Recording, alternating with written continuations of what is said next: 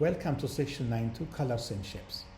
Now that you've seen how to create windows and buttons in JavaFX, it's time to make those windows look good. Today, we're diving into visual design, how to customize color and draw shapes in JavaFX. So yes, it's a fun one. We're learning how to create and use custom colors, draw shapes like rectangles and polygons, and use the JavaFX API documentation to find even more possibilities. What can we do with color in JavaFX? Plenty. You can fill in shapes with solid colors, create gradients for effects, even colorize images. This opens up a whole new layer of creativity. To use color in JavaFX, there is a dedicated class called Surprise Color. You can declare colors as variables like color, assign color.blue. Pass them directly into other methods like scene, assign new scene, root, 300, 250, color.black. But don't forget to import javafx.scene.paint.color. Ignore other color suggestions from your IDE. You want the JavaFX version. JavaFX gives you a huge list of colors out of the box. Just type color dot in your IDE and autocomplete will show you everything from aquamarine to yellow-green. But what if those aren't enough? JavaFX provides other methods for creating colors. You're welcome to use them in your programs, but we'll cover only the red, green, blue method in this lesson. You can also control opacity or transparency using RGBA or the force parameter, but for now we're sticking with RGB. This gives you a bright yellow because red is maxed at 255, green is also maxed at 255, blue is just 20, it is low intensity. That creates a warm yellowish tone. JavaFX uses additive color mixing, where red plus green is yellow, all three at full white, no color black. Play around with combinations. It's part science and part art. In exercise 1, copy your JavaFX project to a new class, JavaFX main x1.java. Change the root node to a group. Delete the button. Create some custom color objects and pass them into your scene. Try making a bright red background or something totally custom. Let's add a rectangle. To use rectangles in JavaFX, import javafx.scene.shape.rectangle. Rectangle, assign new rectangle 20, 20, 100, 200. This creates a rectangle with top left corner at 20, the width 100, and height 200. You can move it, style it, and make it colorful. Here are some useful methods for rectangles. Set X, set Y, set width, set height, set fill, set stroke width. Each line changes something about the rectangle's appearance or position. In exercise 2, keep working in JavaFX main x1. Create a rectangle. Try out each method from the previous slide. See how it looks when you change the stroke, color, width, and fill. This is how you build visual elements step by step.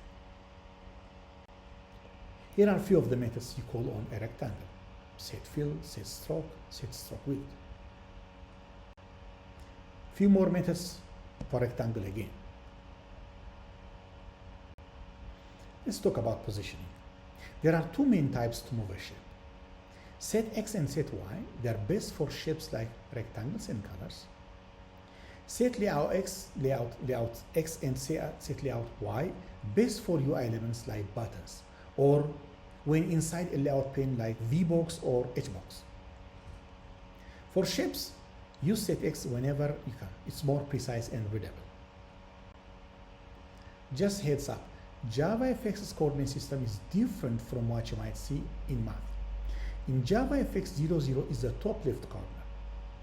X increases right, Y increases downwards. So rect.setX 100, rect.setY 50 puts the rectangle 100 pixels right and 50 pixels down from the top left corner. That's different from standard math graphs, where y usually increases upwards.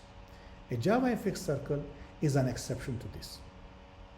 JavaFX circles are positioned with respect to their center. Here is a comparison between Cartesian and JavaFX coordinate systems.